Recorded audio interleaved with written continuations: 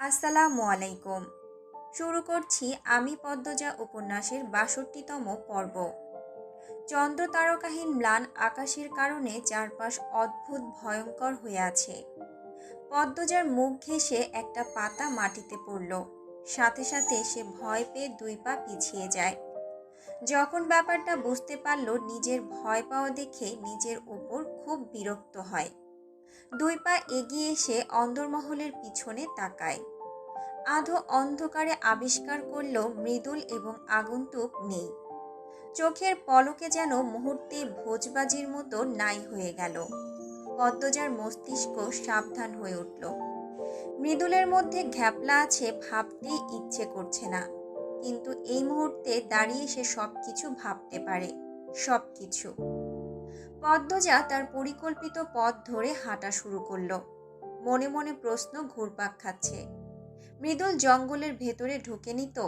আর দীর্ঘদেহী ঝাঁকড়া চুলের আগন্তুকও কি সাথে রয়েছে? পদ্মজা এক হাতে ছুরি নিল, অন্য হাতে রামদা। তার চোখের দৃষ্টি প্রখর। চারপাশে চোখ বুলিয়ে সাবধানে এক পা এক পা করে এগোচ্ছে। নিঃশ্বাস যেন আটকে আছে। এই বুঝি কেউ আক্রমণ করে বসলো। সেদিন যতটুকু এসেছিল সে, ঠাওর করে করে নিরাপদে ঠিক ততটুকুই চলে আসে পদ্মজা।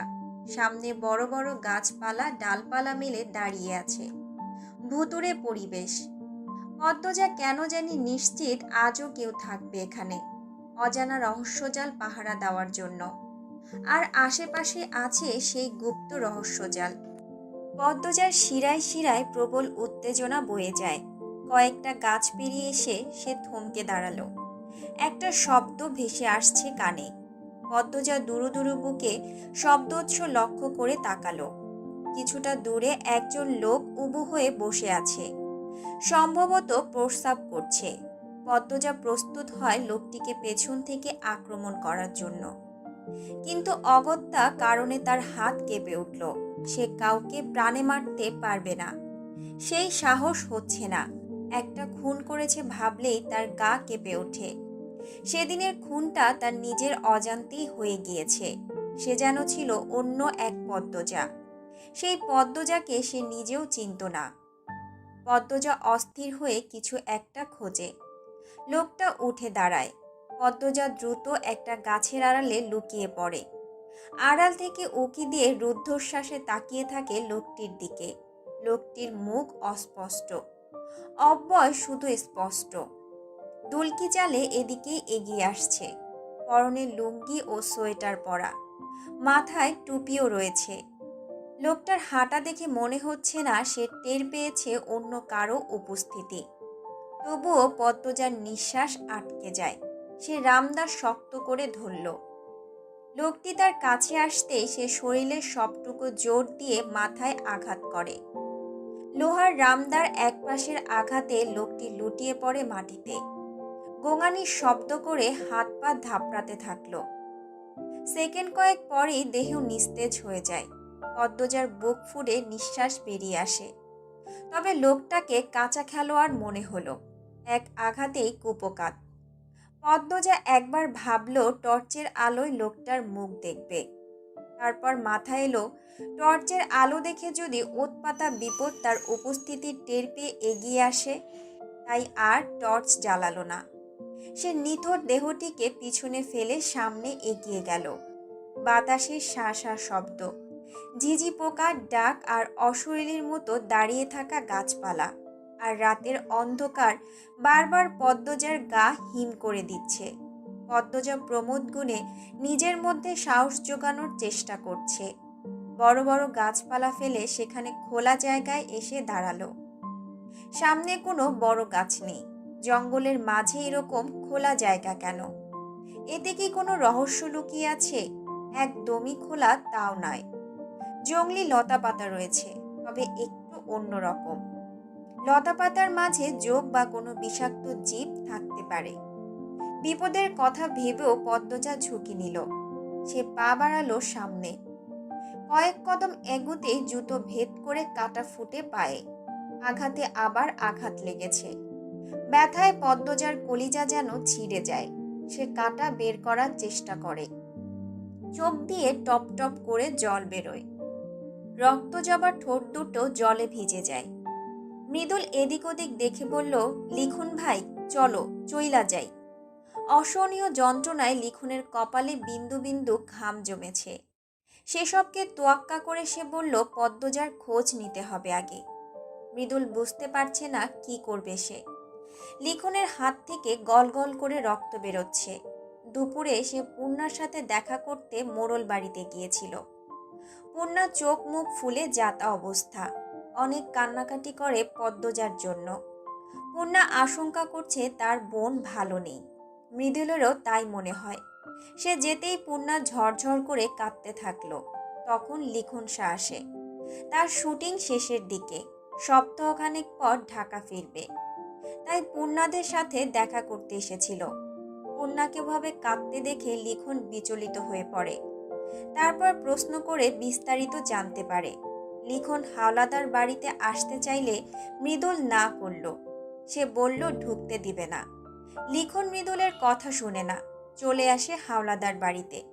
পিছু পিছু আসে মৃদুল, কিন্তু দুর্ভাগ্যবশত দারোয়ান গেটের ভেতরেই ঢুকতে দিল না লিখনকে। তখন মৃদুল লিখনের সাথে পরিকল্পনা করল তারা বাড়ির পিছনের ভাঙা প্রাচীর পেরিয়ে বাড়ির ভেতর ঢুকবে। লিখন প্রথম রাজি না হলেও পরে রাজি হলো। সে চিন্তিত হয়ে পড়েছে। পদ্মজার খোঁজ নেই কথাটা সে ভাবতেই পারছে না। এত বয়সে এসেও সে একটা মেয়ের জন্য এত ব্যাকুল হয়ে পড়েছে, তাও বিবাহিত মেয়ে। এমন মেয়েকে ভালোবেসে ব্যাকুল হওয়া তো সমাজের চোখে খারাপ। এই সমাজের জন্যই সে পদ্মজার থেকে নিজেকে এত দূরত্বে রাখে, যাতে কোনো খারাপ কথা, কোনো দুর্নাম পদ্মজাকে ছুঁতে না পারে। পদ্মজা যেন অসুখী না হয়। সেই পদ্মজার নাকি 4 দিন ধরে খোঁজ নেই। মৃদুল দেখা করতে চাইলে তাও করতে দেওয়া হচ্ছে না। লিখনের মাথার রগ দপদপ করতে থাকে। আধার নামতেই দুজনে হাওলাদার বাড়ির পিছনের ভাঙা প্রাচীর দিয়ে বাড়ির সীমানায় ঢুকে পড়ে। বাড়ির পিছনে যে জঙ্গল, সেই জঙ্গল সহ পুরো বাড়ির সীমানা মিলিয়ে চারদিকে গোল করে প্রাচীর দেওয়া। তাই পিছনের প্রাচীর দিয়ে তারা আগে পশ্চিম দিকের জঙ্গলে পা রাখে। মৃদুল একবার মদনের সাথে পশ্চিম দিকে এসেছিল একটা ঔষধি পাতা নিতে। তাই সে জানতো এদিকে বড় বড় কাঁটা আছে, যা পথ রোধ করে। এজন্য সে রামদা নিয়ে এসেছে, যা লিখনের হাতে ছিল। লিখন অসাবধানতা বশত কাটার লতা পাতা কাটতে গিয়ে নিজের হাতে আঘাত করে বসে। ফলে ক্ষত সৃষ্টি হয়। গল গল করে বেরিয়ে আসে রক্ত। রক্তাক্ত হাত নিয়ে বেরিয়ে আসে জঙ্গল থেকে। মৃদুল চিন্তিত ভঙ্গিতে বলল, ভাই, রক্ত তো বন্ধই হইতাছে না, কি করা যায় বলো তো? আসো চইলা যাই। বাজারে যাইবা, নয়তো ডাক্তারের বাড়িতে নিয়ে যাব। ব্যস্ত হইও না মৃদুল। লিখন এক জায়গায় বসল। তারা অন্দরমহলের বাম দিকে আছে। মৃদুলের হাত থেকে টর্চ নিয়ে লিখন চারদিকে কিছু দেখল। তারপর বলল, ওই যে দেখা যাচ্ছে, ওই পাতাটা নিয়ে আসো। আচ্ছা ভাই। মৃদুল লিখনের দেখানো কয়েকটা পাতা নিয়ে আসে। তারপর কচলে নরম করে লিখনের ক্ষতস্থানে লাগায়। লিখন বলল, হয়েছে, এবার রক্ত পড়া বন্ধ হয়ে যাবে। আমরা চইলা যাইলেই পারতাম। পদ্মজার খোঁজ না নিয়ে কিভাবে যাই? পদ্মজা ভাবিরে এত ভালোবাসো ভাই, অবাক করে আমারে। লিখন মুচকি হেসে বলল, এসব বলো না মৃদুল, এসব বলতে নেই। সত্যি কথা কইতে ডর কিসের? লিখন ঠোঁটে হাসি রেখেই উঠে দাঁড়ালো। হাঁটতে হাঁটতে বলল, বিবাহিত নারী নিয়ে এসব বলতে নেই। সমাজ ভালো চোখে দেখে না। সমাজে আমি জুতা মারি। তোমার বয়স বেড়েছে, কিন্তু জ্ঞান হয়নি। বলতে বলতে লিখন অন্দরমহলের পিছনে এসে দাঁড়ালো। গা হিম করা ঠান্ডা বাতাস বইছে। তার পরনে শীত বস্ত্র নেই, ঠান্ডায় জমে যাচ্ছে সে। মৃদুল বলল, এই কথা আমার আম্মাও বলে। এসব কথা বাদ দাও এখন। শোনো, আমরা বাড়ির সামনে যাব নাকি পিছন থেকেই কিছু করব? লিখনের ভাবগতি বোঝা যাচ্ছে না। মৃদুল লিখনের দৃষ্টি অনুকরণ করে অন্দরমহলের 2 তলায় তাকালো, পদ্মজার ঘরের জানালার দিকে। প্রশ্ন করল, পিছনে কি করার আছে? পদ্মজার ঘরের জানালার পাশে রেইনট্রি গাছটা দেখেছ? গাছে উঠে উকি দিলেই পদ্মজাকে দেখা যাবে, কথা বলাও যাবে। উঠতে পারো গাছে? আরে, পুরুষ মানুষ হয়েছে কি জন্য? তাইলে গাছে উঠবো আমরা। একবার সামনে দিয়ে চেষ্টা করা উচিত। তুমি যাও, গিয়ে দেখো ঢুকতে দেয় নাকি। মৃদুল মুখ কালো করে বলল, দিবে না। আবার অপমান হতে ইচ্ছা করতেছে না। তাহলে চলো, গাছে উঠি। মৃদুল চুল ঠিক করতে করতে গুরুতর ভঙ্গিতে বলল, তুমি যখন কইছো আমি যাব। লিখন হাসল। পূর্ণার মতোই মৃদুলের স্বভাব। পূর্ণাকে যে কারণে ভালো লাগে, ঠিক একই কারণে মৃদুলকেও ভালো লাগে। মৃদুল চলে যায়। লিখনের মাথাটা ব্যথা করছে। সে দুই হাতে কপালের দুই পাশ চেপে ধরে পদ্মজার ঘরের জানালার দিকে তাকিয়ে ভাবে, একজন জনপ্রিয় অভিনেতা হয়ে এভাবে প্রাচীর ডিঙিয়ে লুকিয়ে একপাক্ষিক ভালোবাসার মানুষের খোঁজ নিতে আসাটাকে হয়তো কারো চোখে পাগলামি মনে হবে, কিন্তু তার চোখে গুরুত্বপূর্ণ দায়িত্ব, নিজেকে ভালো রাখার দায়িত্ব। পদ্মজা ভালো আছে ভেবেই সে মানসিকভাবে ভালো থাকে, এ কথা ঠিক। পদ্মজার সাথে আমিরের এত সুখ দেখে তার বুকে চিনচিন ব্যথা হয়। তবে এটাও ঠিক, পদ্মজার সুখ দেখে সে শান্তিও পায়, বেঁচে থাকার মানসিক মনোবল পায়। আশা থাকে মনে, আছে, বেঁচে আছে পদ্মফুল। চাইলেই দূর থেকে দেখা যাবে, চাইলে কথা বলাও যাবে। কিন্তু যদি নাই বা থাকে, তবে মৃদুল এসে জানালো শালার বেটা দুলাভাই নাই, কেউই নাই দরজার সামনে। লিখন বলল, তাহলে চলো, সামনে দিয়েই যাই। আমারও কেমন লাগছিল এভাবে লুকিয়ে বাড়ির পেছন দিয়ে। লিখন হাসলো, ম্লান হাসি। সে এগিয়ে গেল, সাথে মৃদুল। দুজন অন্দরমহলে প্রবেশ করলো নির্বিঘ্নে, কোনো বাধা আসেনি। আমিনা সদর ঘরে বসেছিলেন। তিনি লিখনকে দেখে বললেন, তুমি এইখানে ক্যারে আইছো? মৃদুল ঘরে ঢুকে বলল, ফুপু আম্মা, পদ্মজা ভাবি কই? আমিনা বসা থেকে উঠে দাঁড়ালেন। মৃদুলের কাছে এসে আদুরে গলায় বললেন, কই আইছিলি বাপ? তোর ফুপাই বক্সে বইলা চইলা যাবি কেন? আমি তোর ফুপু আম্মা আসি না? তুই এইখানেই থাকবি, যতদিন ইচ্ছা থাকবি।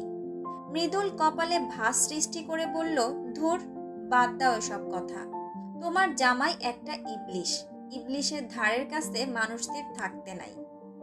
আমিনা মৃদুলের মুখ ছুঁয়ে বললেন, এমন কয় না বাপ, আদর পরে কইর, এখন কত? পদ্মজা ভাবি কই? ঘরেই আছে। ভাবির কি শরীর ভালো আছে? আমিনা ক্ষণ মুহূর্ত সময় নিয়ে লিখনকে দেখলেন, তারপর বললেন, হ ভালা। আচ্ছা ফুপু আম্মা, আমরা উপরে যাইতাছি। আমিনা লিখনের দিকে আঙ্গুল তাক করে তীক্ষ্ণ স্বরে বললেন, এই ছাড়াও যাইব? লিখন চোখের দৃষ্টি অন্যদিকে ফিরিয়ে নিল। পরপুরুষ হয়ে পদ্মজার মতো মেয়েকে দেখতে যাওয়া ঠিক হবে না বোধহয়। মৃদুল তো এই বাড়ির আত্মীয়, সে গেলে সমস্যা নেই। মৃদুল কিছু বলার পূর্বে লিখন বলল, আমি এখানে বসি, তুমি যাও। না ভাই, তুমি আইও। আরে মৃদুল, যাও তো। মৃদুল সিঁড়িতে পা রাখল।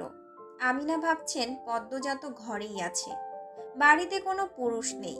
এরকম সময়ে যদি পদ্মজা নিচে নেমে আসে, লিখনের সাথে কথা বলে, আর এ খবর কোনোভাবে খলিল হাওলাদারের কানে যায়, তবে তার রক্ষে নেই। তিনি উচ্চ কণ্ঠে ডাকলেন, মৃদুল রে। মৃদুল তাকালো। আমিনা জানেন না পদ্মজা সত্যি যে ঘরে নেই। তিনি মিথ্যে ভেবে বললেন, পদ্মজাই তো ঘরে নাই। লিখন উদ্বিগ্ন হয়ে প্রশ্ন করল, কেন? কোথাও গিয়েছে? আমিনা নির্বিকার কণ্ঠে বললেন, আমি কি তা কইতাম, গেছে কোনো কামে। মৃদুল সিঁড়ি ভেঙে নেমে আসলো। ভাবি একলা গেছে? আমিনা আরেকটা মিথ্যা বললেন, না, একলা যায় নাই, আমিরের লগে গেছে। মৃদুল উৎসুক হয়ে জানতে চাইল, আমির ভাই বাড়িতে আসিল? আমি যে দেহি নাই, ভাবছি জরুরি কোনো কামে ঢাকাত গেছে। আচ্ছা ফুপু আম্মা, অন্দরমহল নজরবন্দিতে আসিল কেন? আমারে ঢুকতে দিত না। আমিনা তৃতীয়বারের মতো মিথ্যে বললেন, আমির তো ঢাকাইতে গেছিল, কাল রাইতে আইছে। আমিন নাই, এজন্য পদ্মজার। লিখন কথা কেড়ে নিয়ে বলল, বুঝতে পেরেছি, সিকিউরিটি মানে নিরাপত্তা দিয়ে গিয়েছিল। আমি আছি তো গ্রামে। আমির হাওলাদার খুব ভালোবাসেন পদ্মজাকে। শেষ শব্দ তিনটি লিখন জোরপূর্বক হেসে বলল। তার চোখের মণি চিকচিক করছে। মৃদুল আফসোস করে বলল, ধুর, দেখা হইল না। আসি চাচি, বলল লিখন। লিখন বেরিয়ে আসে। মৃদুল বলল, পদ্মজা ভাবির চিঠি দেখে তো মনে হয় না এত সহজ ব্যাপার। হুম, পদ্মজা একটা রহস্যময়ী, মায়াময়ী, তাই বোধহয় রহস্য রেখে চিঠি লিখেছে। আর মিস্টার আমির যেহেতু এখন সাথে আছে, নিশ্চয়ই পদ্মজা ভালো আছে। মৃদুল গভীর মগ্ন হয়ে কিছু ভাবছে। সে লিখনের কথার জবাবে বলল, তবুও আগামীকাল পদ্মজা পূর্ণার সাথে যোগাযোগ না করলে আমরা আবার আসবো না হয়। মৃদুল লাফিয়ে উঠে বলল, এটাই ভাবছিলাম। লিখনের হাতে রক্ত পড়া বন্ধ হলেও খুব ব্যথা হচ্ছে, তা মুখ দেখেই বোঝা যাচ্ছে। মৃদুল বলল, ভাই সাইকেল নিয়ে আসি, এই অবস্থায় হেঁটে যাওয়া ঠিক হইব না। লিখনও সায় দিল। মৃদুল আলোক ঘর থেকে সাইকেল নিয়ে আসে। মৃদুল সামনে, লিখন পিছনে বসল। তাদেরকে দারোয়ান দেখে অবাক হয়, তবে বেশি কিছু বলতে পারেনি। মৃদুল হুমকি ধামকি দিয়ে বেরিয়ে পড়ে। রাতের স্নিগ্ধ বাতাসে লিখন অনুভব করল তার বুকের সূক্ষ্ম ব্যথাটা সর্বাঙ্গে ছড়িয়ে পড়েছে। সে একবার ঘুরে তাকালো হাওলাদার বাড়ির গেটের দিকে। খ্যাতিমান সুদর্শন ধনী লিখন শাহ যে সবসময় ঠোঁটে প্লাস্টিকের হাসি ঝুলিয়ে রাখে, তাকে দেখে সবার কত সুখী মনে হয়। কত যুবক স্বপ্ন দেখে লিখন শাহর অবস্থানে আসার, কিন্তু তারা কি কখনো জানবে লিখন শাহ সর্বক্ষণ বুকের ভেতর বিষাক্ত সূচ নিয়ে হাসে, যে সূচের তীব্রতা তাকে এক মুহূর্ত শান্তি দেয় না। পদ্মজা চারদিকে হাঁটছে, কিন্তু চোখে পড়ার মতো কিছু পাচ্ছে না। কি এমন আছে এখানে যা পাহারা দেওয়ার জন্য কেউ না কেউ থাকে? কিছুই তো নজরে আসছে না।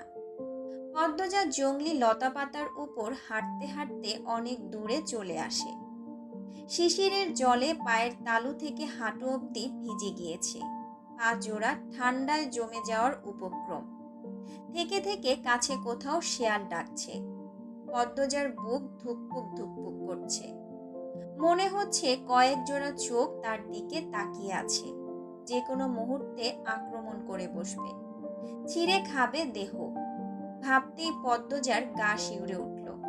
সে ঢোক গিলল, তারপর আয়তুল কুরসি পড়ে বুকে ফু দিল। আয়তুল কুরসি যতবার সে পড়ে ততবার নিজের মধ্যে একটা শক্তি অনুভব করে, ভরসা পায়। এই মুহূর্তেও তার ব্যতিক্রম হয়নি।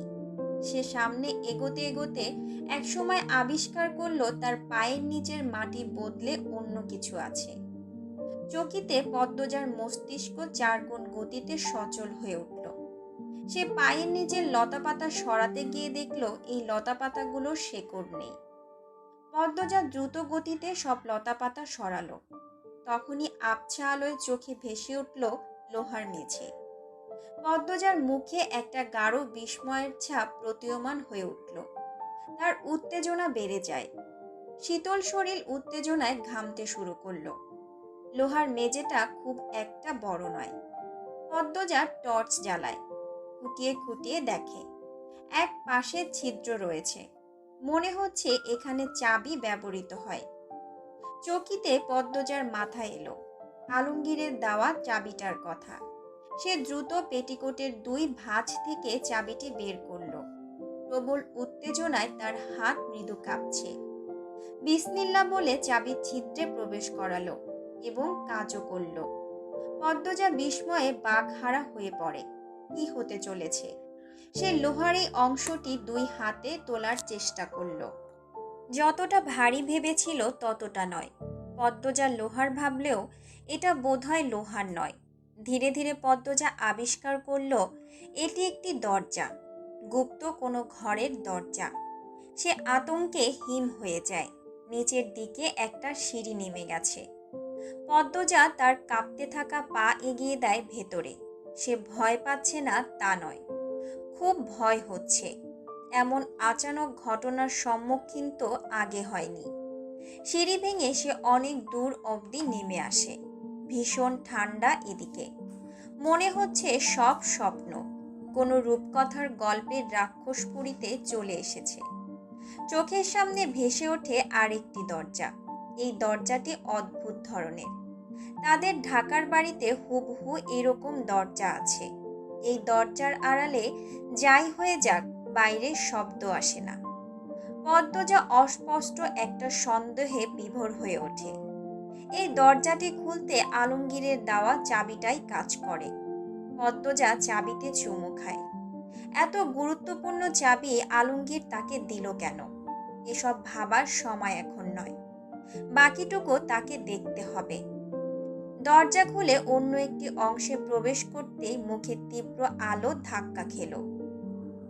পদ্মজা কপাল কুঁচকে 2 হাত সামনে বাড়িয়ে আলোর গতিবেগ রোধ করে মুখে অস্ফুষ্ট বিরক্তিসূচক শব্দ করল। তারপর ধীরে ধীরে পিট করে তাকালো।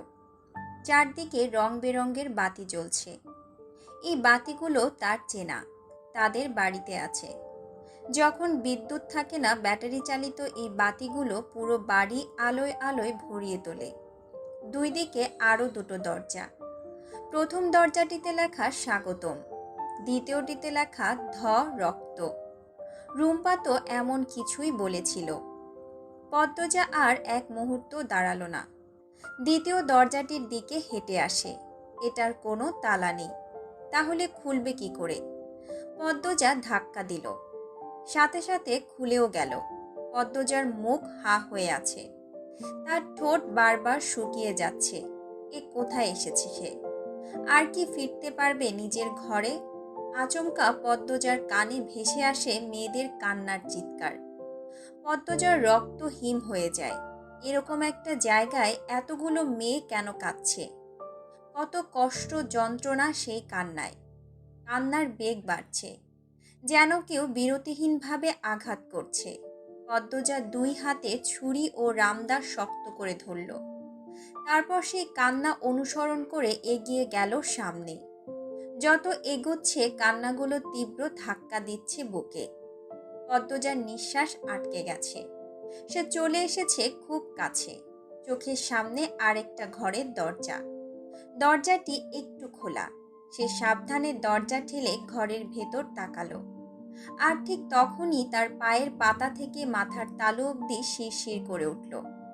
চোখের সামনে দেখা দৃশ্যটা দুঃস্বপ্ন বলে মনে হতে লাগলো। মনে হচ্ছে জায়গায় জমে গেছে সে।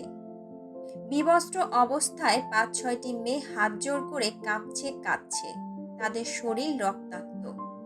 তাদের সামনে দাঁড়িয়ে আছে একটা লম্বা শ্যামবর্ণের দেহ। গায়ে শার্ট নেই, প্যান্ট নেমে এসেছে নাভির অনেক নিচ অবধি। তার হাতে বেল্ট। সম্ভবত বেল্ট দিয়ে মেয়েগুলোকে আঘাত করছিল। প্রশস্ত ও তুষ্টপুষ্ট শৈলের গঠনের মানুষটিকে চিনতে পেরে পদ্মজার বুকের পাঁজর টনটন করে উঠল। তার হাত থেকে পড়ে যায় ছুরি ও রামদা। বিকট শব্দ হয়। সেই শব্দ অনুসরণ করে উপস্থিত মানুষগুলোর চোখ পড়ে দরজার দিকে। পদ্মজা ধপ করে বসে পড়ে মাটিতে। শরীরের সবটুকু শক্তি নিমিষেই কে যেন চুষে নিয়েছে। পদ্মজাকে দেখে মানুষটির চোখ হিংস্র জন্তুর মতো জ্বলজ্বল করে ওঠে। কপালে শিরা ভেসে ওঠে। হিংস্র চাহনি আরো ভয়ঙ্কর হয়ে যায়। সে ভাবতেই পারছে না পদ্মজা এত দূর চলে এসেছে।